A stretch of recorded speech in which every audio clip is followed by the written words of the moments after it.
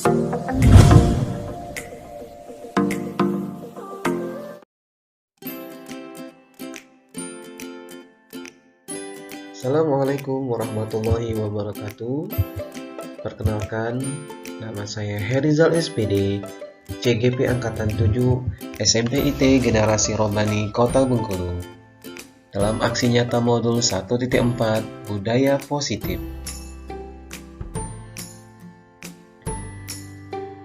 Latar belakang perkembangan kemajuan teknologi yang semakin pesat sehingga berdampak pada karakter peserta didik. Untuk itu, pendidik perlu menanamkan budaya positif di lingkungan sekolah sesuai dengan tujuan pendidikan Ki Hajar Dewantara, menuntun segala kodrat yang ada pada anak agar mereka dapat mencapai keselamatan dan kebahagiaan yang setinggi-tingginya, baik sebagai manusia maupun sebagai anggota masyarakat.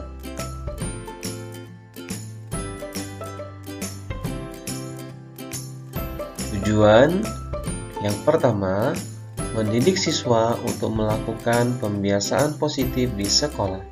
Tujuan yang kedua, menumbuhkan sikap tanggung jawab pada diri siswa. Dan tujuan yang ketiga, menumbuhkan saling menghargai diri sendiri dan orang lain. Dan yang keempat, mengembangkan inisiatif pada diri siswa.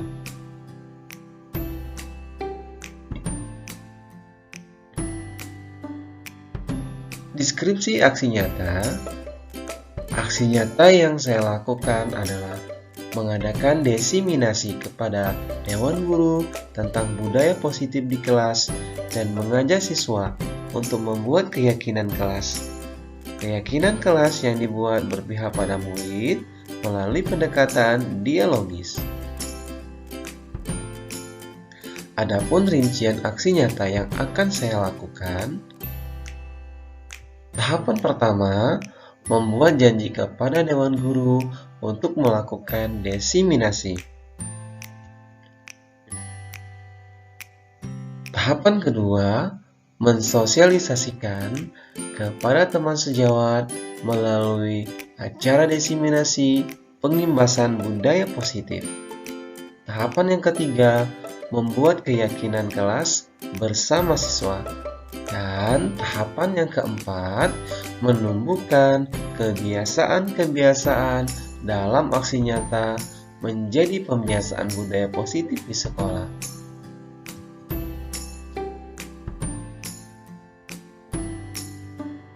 Hasil aksi nyata.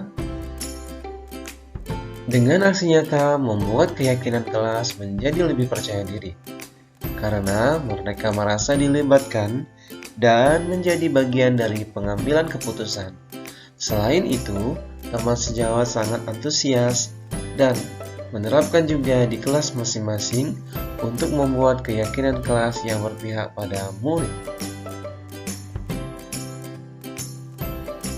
Lalu secara garis besar, hasil yang didapatkan, pertama, murid lebih percaya diri.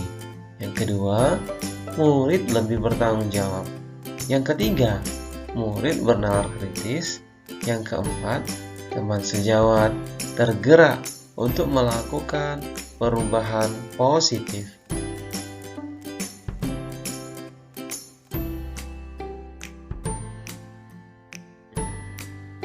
Pembelajaran yang didapat dari pelaksanaan ini, yang pertama, pentingnya keterlibatan murid dalam pengambilan keputusan di kelas.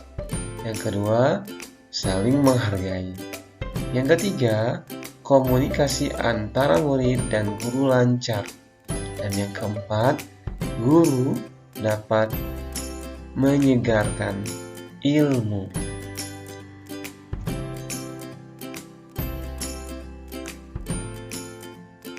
Lalu tantangan, perbedaan karakteristik setiap siswa yang berbeda, sehingga membutuhkan waktu untuk beradaptasi dari budaya lama ke budaya baru, sehingga hasil yang diharapkan akan bertahap melalui beberapa proses. Berikut ini dokumentasi aksi nyata diseminasi budaya positif yang ada di lingkungan sekolah SMP IT Generasi Robbani Kota Bengkulu.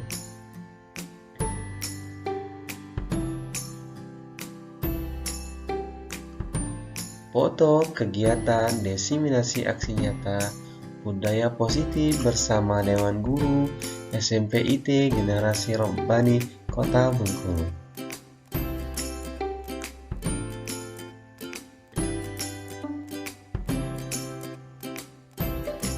Berikut ini dokumentasi video diseminasi.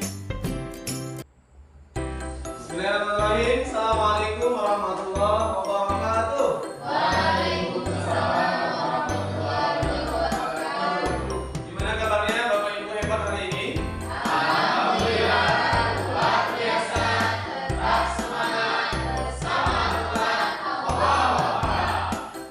Alhamdulillah, bersyukur kita kepada Allah Subhanahu wa taala di kesempatan hari ini kita bisa bertemu dan berjumpa kembali di sekolah kita yang kita cintai ini dalam acara diseminasi budaya positif Aksinyata Modul 1.4 bersama saya Rizal, IGP Angkatan 7 Kota Bengkulu dari SMP IT Generasi Robbani Kota Bengkulu. Pertama-tama saya ucapkan terima kasih banyak kepada kepala sekolah SMP IT Generasi Robbani yang sudah mendukung kegiatan kali ini. Kemudian terima kasih juga kepada Bapak Ibu Guru sudah bisa menyempatkan waktunya untuk bisa bersama-sama melihat hasil nyata modul 1.4 tentang budaya positif. Baik, teman-teman semuanya, di kegiatan hasil nyata kali ini tentang budaya positif yang ada di sekolah kita. Sebenarnya budaya positif yang ada di sekolah kita sudah melakukannya. Hari ini kita akan menjelaskan apa itu budaya positif.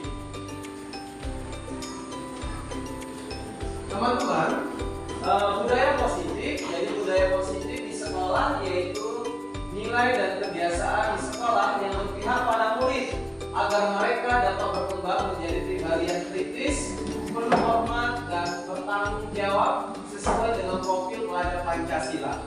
Apakah kita sudah melakukan budaya positif di sekolah kita? Sudah, yakin sudah? Ya, sudah. Kita sudah melakukan budaya positif yang ada di sekolah kita. Contoh, misal kegiatan literasi di pagi hari ini sering kita lakukan. Ini adalah bagian dari budaya positif kita. Kemudian salam, senyum, sapa, itu adalah kebiasaan positif yang sudah kita terapkan di lingkungan sekolah kita. Kemudian kegiatan olahraga, pembiasaan bersama anak-anak, itu adalah kegiatan-kegiatan yang bersifat positif ya, yang ada di lingkungan sekolah kita. Lalu, bagaimana konsep utama budaya positif? Ya, konsep utama budaya positif yang pertama itu adalah disiplin positif. Ya, disiplin positif. Kemudian bagaimana paradigma baru atau paradigma perubahan. Kemudian keyakinan kelas. Dan 5, kebutuhan manusia. Posisi kontrol. Yang terakhir adalah restitusi. Nah, teman-teman, ini semua adalah konsep utama budaya positif yang harus kita terapkan di lingkungan sekolah kita. Lalu apakah makna disiplin? Kita akan bahas satu-satu. Disiplin berasal dari kata Latin disciplina, yang artinya belajar makna. Asal dari kata ini berkonotasi dengan disiplin diri murid-murid. Kemudian disiplin diri membuat orang-orang menggali potensinya menuju sebuah tujuan yang dia hargai nyambung dalam budaya kita. Maka kata disiplin telah berubah menjadi sesuatu yang dilakukan seseorang pada orang lain untuk mendapatkan kepatuhan. Kecenderungan umum adalah menghubungkan kata disiplin dengan ketidaknyamanan, bukan dengan apa yang kita hargai atau pencapaian atau tujuan yang mulia. Jadi kalau kata-kata disiplin, anak-anak semuanya sudah paham apa itu disiplin. Nah, ayo disiplin, ya. Biar misalnya kelas kita menjadi kondusif, ya. Kita harus menaati kelas. Kita harus menjadi anak yang disiplin, taat pada aturan. Lalu disiplin ini adalah kemampuan memerintah diri sendiri dalam mengontrol dan menguasai diri untuk memilih tindakan yang mengacu pada nilai-nilai yang kita hargai dengan penuh tanggung jawab tanpa terperintah orang lain. Jadi nilai-nilai yang kita hargai adalah nilai-nilai kebajikan, sifat positif manusia yang merupakan tujuan mulia yang ingin dicapai setiap individu, yaitu nilai-nilai dalam profil pelajar Pancasila. Lalu bagaimana perubahan paradigma baru? Teman-teman semuanya, dalam membangun budaya positif, sekolah dapat menyediakan lingkungan yang positif, lingkungan aman dan nyaman, agar siswa mampu berpikir, bertindak dan mencipta dengan merdeka, mandiri dan bertanggung jawab. Disiplin sangat berkaitan dengan kontrol guru terhadap siswa. Ini tentang paradigma baru, perubahan paradigma baru. Jadi teman-teman, kita harus menciptakan lingkungan budaya sekolah kita harus positif, ya, harus aman, ya. Jadi kalau sudah aman, positif, insya Allah budaya positif di sekolah kita akan selalu terjaga. Seperti itu. Contoh seperti ini. Anda dan teman Anda akan melakukan kegiatan. Nah, cobalah buka. Anda adalah A. Tugas Anda adalah mengepalkan salah satu tangan Anda. Coba Anda bayangkan bahwa Anda menyimpan sesuatu yang sangat berharga di dalam kepalan tangan Anda. Anda perlu menjaga benda tersebut sekuat tenaga, karena betapa pentingnya untuk kehidupan Anda. Misal, Ustaz Fikri mengepalkan tangannya. Lalu misalnya Ustaz itu ingin membuka tangannya, padahal di dalam kepala genggaman Ustaz Fikri ini ada sesuatu yang sangat berharga sekali. Apakah Ustaz Fikri akan begitu saja membuka kepala tangannya ketika orang memujuk merayu? Tidak. Kenapa? Ada yang tahu nggak kira-kira? Sangat berharga. Ya, walaupun diiming-imingi orang, misalnya nanti dapat uang, ya, menawari dan lain-lain. Tapi kalau itu adalah prinsip yang ada di dalam diri kita sendiri, disiplin, ya, kita tidak akan tergoyah seperti itu. Bagaimana kemudian teman-teman nilai-nilai kebijakan universal? Nilai-nilai kebijakan adalah sifat positif manusia yang merupakan tujuan dunia yang ingin dicapai setiap individu, yang bersifat universal dan lintas bahasa, suku, bangsa, agama maupun latar belakang. Setiap perilaku memiliki satu tujuan. Bayangkan, setiap perilaku pasti ada tujuannya.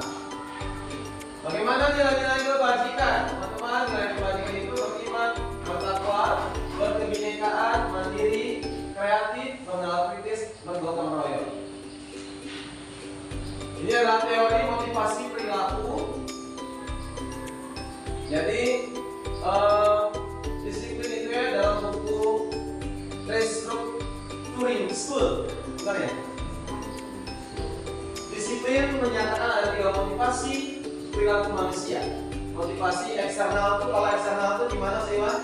Dari mana kalau eksternal? Dari luar, ya, untuk menghindari ketidaknyamanan atau hukuman. Kemudian kalau dari luar juga untuk mendapatkan imbalan atau penghargaan dari orang lain. Motivasi internal untuk menghargai diri sendiri. Ini maksudnya teori motivasi perilaku. Seseorang itu kan dia akan termotivasi, misalnya termotivasi kalau dia mendapatkan sesuatu. Misal dengan mengajar, Sarila mengajar, nanti kalau nilainya bagus bapak kasih hadiah. Kira-kira itu motivasinya yang seperti apa? Eksternal, ya, dia akan senang kalau dia dapat penghargaan, ya, hadiah.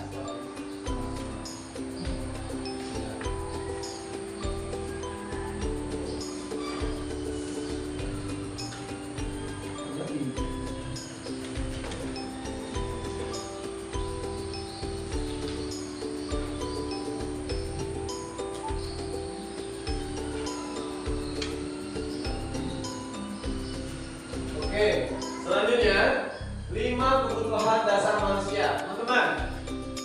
Ya, 5 kebutuhan dasar manusia. Ini masih dari konsep dari budaya positif, ya. Jadi yang pertama itu bertahan hidup, penguasaan, kasih sayang dan rasa diterima. Yang keempat kebebasan, yang kelima kesenangan. Nanti kita lihat ada contoh dan penjelasannya yang lain. Kasus Bapak Dadang guru kelas 7 sedang bingung menghadapi ulah salah satu murid di kelas bernama Didit.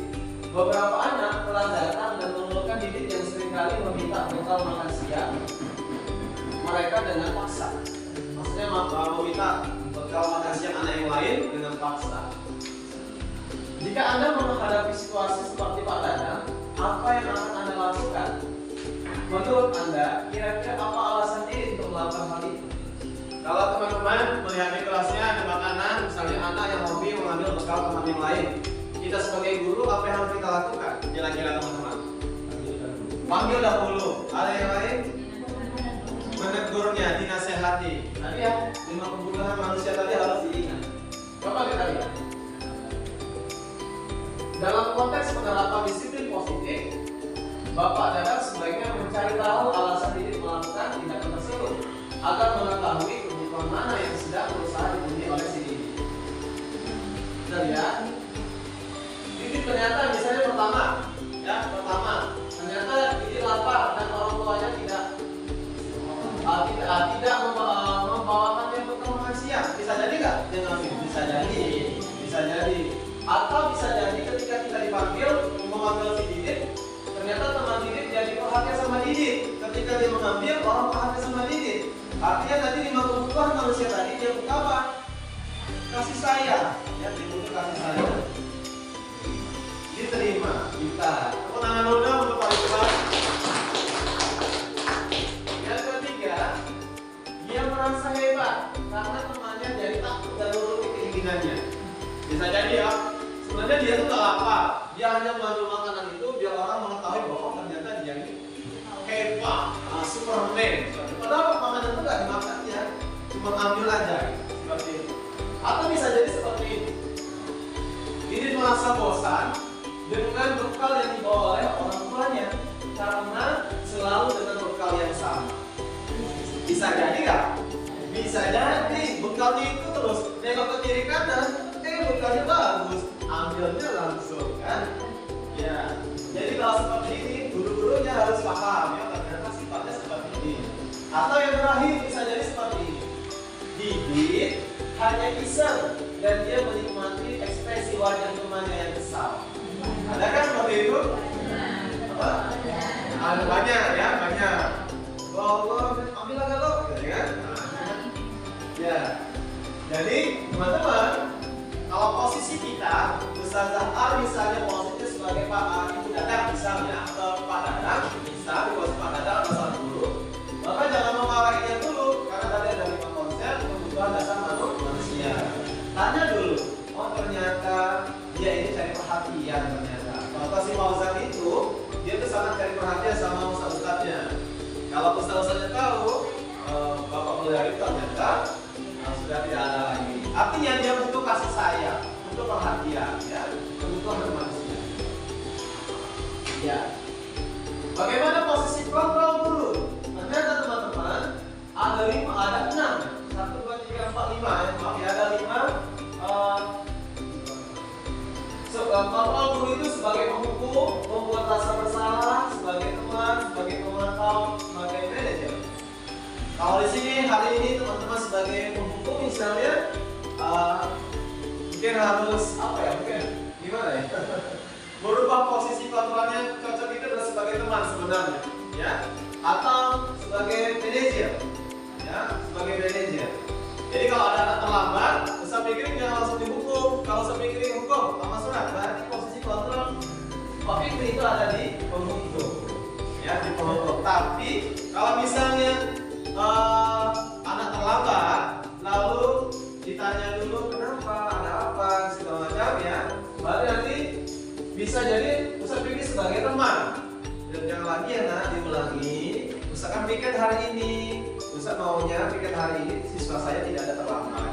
Arti nanti Pak Fikri sebagai teman. Atau bisa Pak Fikri sebagai membuat merasa masalah, anak telat-telat, Pak Fikri ngomong gini, jangan telat terus, nanti dimarah kepala sekolah, misalnya kan. Ya mau kamu, misalnya kan nggak naik kelas, bisa. Anak kalau dia kan merasa bersalah, mau misalnya bapak nanti dimarah sama kepala sekolah, bisa kata Pak Fikri, merasa bersalah nanti anak tersebut. Ini adalah posisi kontrol atau sebagai pemantau. Selama ini guru itu hanya sebagai pemantau saja, ya, hanya melihat, nengok-nengok aja seperti itu. Bisa juga jadi ya seperti itu. Nah teman-teman, akhirnya ada keyakinan kelas. Keyakinan kelas itu kira-kira kalau selama ini teman-teman membuatnya itu kesepakatan bersama siswa atau hanya guru tersebut? Oh, kesepakatan. Tepuk tangan dulu kita lakukan. Baik teman-teman. Jadi memang kesepakatan itu harus dibuat secara bersama-sama. Kesepakatan itu. Lalu apa sih keinginan siswanya itu? Tapi dengan kata-kata yang positif, dengan kata-kata yang positif. Kita coba lihat kesepakatan atau keyakinan kelas yang dibuat.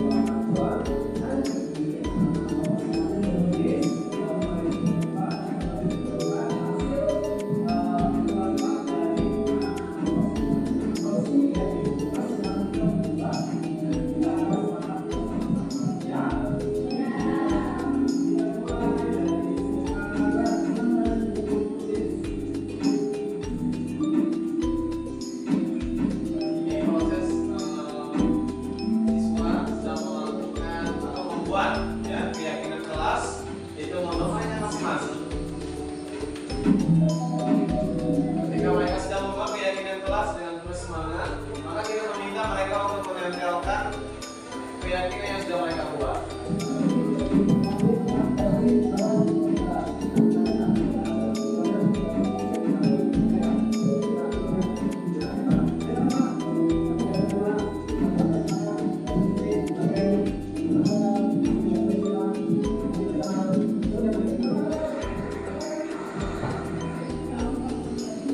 Diusahakan untuk semua siswa untuk membuat keyakinan kelas, jangan hanya misalnya 1, 2, atau 3 orang saja, tapi semuanya berubah. Nanti dari tulisan siswa-siswa kita ini kita akan pilih mana kira-kira kesepakatan keyakinan kelas ini harus kita jalankan sama-sama. Gak usah banyak-banyak keyakinan kelas, dikit aja tapi bisa dijalankan di kelas masing-masing.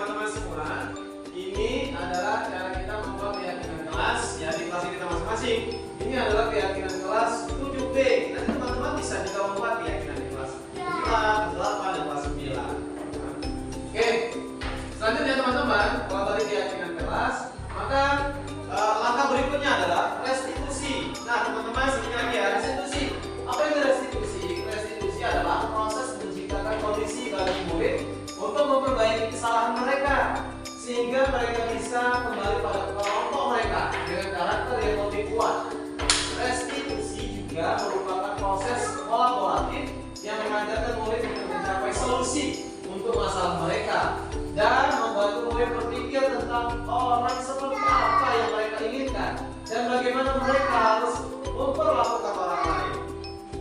Ini ada yang namanya adalah restitusi. Kita harus jangan sampai nanti kita hanya melihat kesalahan siswa tersebut tanpa mengetahui misalnya pokok permasalahannya, kita juga wajib menasehatinya.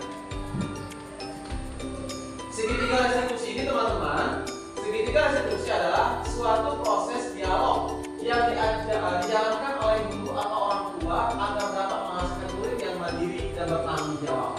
Jadi kita sebagai guru, maksudnya di sini bisa ketika segitiga restitusi ini yang pertama kita menstabilkan identitas. Ya, jangan marah-marah dulu, stabilkan identitas dulu. Yang kedua, kita validasi tindakan yang salah. Kita memvalidasi dulu, benar tidak? Kita baca informasi dulu. Kemudian menanyakan keyakinan. Kemarin kan kita sudah berkesepakatan, kenapa dilanggar? Masih ingat nggak dengan keyakinan kita sudah buat sama-sama? Ini disebut dengan segitiga restitusi. Ini ya tahapannya teman-teman. Kalau kita berada di sini, menanyakan keyakinan. Kamu bukan satu-satunya yang pernah melakukan hal ini. Kalau kita misalnya ada namanya kesalahan kan, kita ngomong kata-kata berpikir, aku bukan orang yang pertama membuat kesalahan. Kita apa? Nanti jangan diulangi lagi. Nah, bahasa-bahasa itu juga harus kita keluarkan, ya. Atau misalnya bahasa seperti ini, kamu ingin menjadi orang seperti apa nantinya, ya? Atau nanti keyakinan kelas apa yang telah kita sepakati. Ingatkan kembali kalau dia perlu salah. Keyakinan kelas apa yang sudah kita sepakati seperti itu. Lalu teman-teman, tahapan lanjut sesi 1 menstabilkan identitas. Ini menstabilkan maksudnya adalah berdasarkan prinsip pembuatan kesalahan adalah bagian dari proses pembelajaran berperan menggeser identitas murid dari identitas gagal ke identitas sukses. Ya, jangan meneliti murid yang sedang mengalami identitas gagal. Paham ya di sini ya? Jawab paham semuanya. Lalu sesi kedua, validasi tindakan yang salah. Berdasarkan prinsip setiap perilaku berupa memenuhi suatu kebutuhan tertentu, guru akan bergeser dari pemikiran stimulus respon menjadi proaktif. Mengenali dan mengakui kebutuhan murid, dapat memperbaiki hubungan dengan murid. Pertanyaan-pertanyaan disampaikan dengan suara tidak menghakimi, tidak memojokkan. Ini tahapan yang kedua. Saya teman-teman ya, tidak menghakimi, tidak memojokkan. Kemudian yang ketiganya, menanyakan keyakinan. Teori kontrol mengatakan pada dasarnya kita termotivasi secara intrinsik saat perilaku sudah divalidasi dan identitas sukses telah stabil, maka murid telah siap mengaitkan keyakinannya dengan tindakannya yang salah. Baru dia Ustaz, maaf, kami memang salah, kami mohon maaf, seperti itu. Ya, nah teman-teman, ada contoh misalnya di kelas Ananda Kasbi.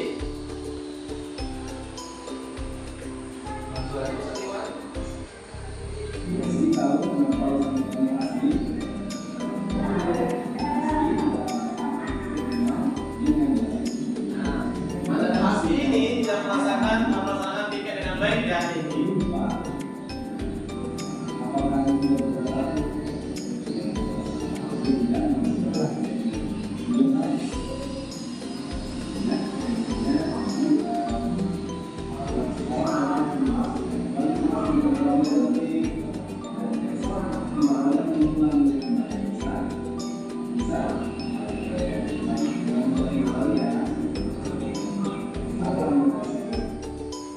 Baik, teman-teman, itu tadi adalah kita memanggil siswa yang hari itu tidak melaksanakan piket. Kita ingatkan kembali, apakah Anda ingat, apakah Hasbi masih ingat keyakinan kelas yang sudah kita sepakati, dan ketika dia ingat menyadari oh ya salah, dia minta maaf.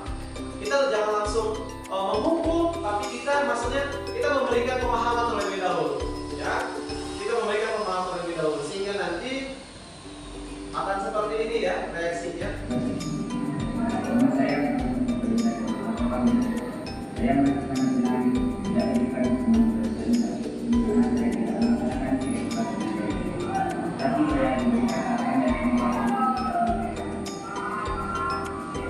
Nah, baik teman-teman, ini adalah budaya positif.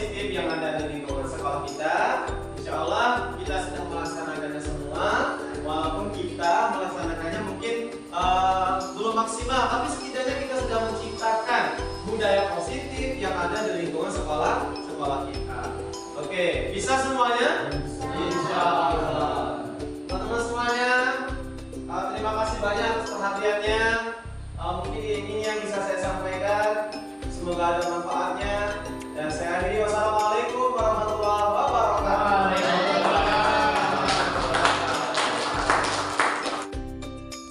Berikut testimoni dari Dewan Guru mengenai diseminasi budaya positif yang ada di sekolah.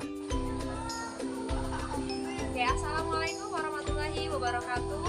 Perkenalkan, nama saya Krisna Ismawati. Saya adalah salah satu guru di SMP IT Generasi Robani Bengkulu. Oke, baiklah.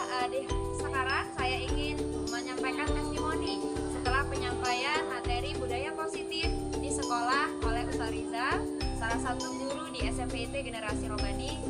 Setelah mendengarkan penjelasan dari beliau, kami sangat bersemangat bersama teman-teman yang lain untuk menerapkan budaya positif di dalam lingkungan sekolah, terutama di dalam kelas. Sehingga kami semakin bersemangat juga membuat keyakinan di kelas-kelas yang ingin kami terapkan. Dan harapan kami semoga nilai-nilai budaya profil Pancasila dapat kami terapkan di sekolah kami dan anak-anak kami. Dan berharap semoga generasi semakin membaik lagi. Terima kasih.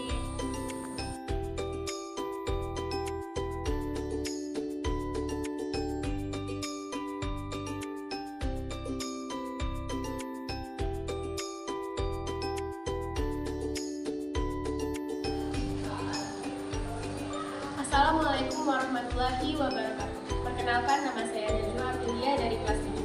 Hari ini saya sangat senang karena bisa membuat keyakinan kelas bersama teman-teman. Kami merasa sangat dihargai karena pendapat kami dapat diterima dengan baik.